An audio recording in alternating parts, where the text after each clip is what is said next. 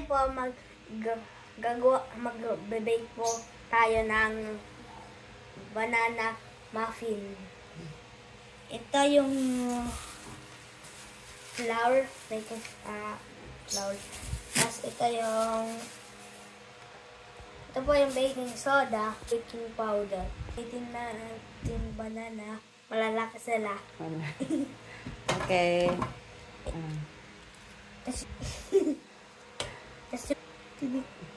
Ito. Lahat na po tayo. Babalatan po natin at dadalawin.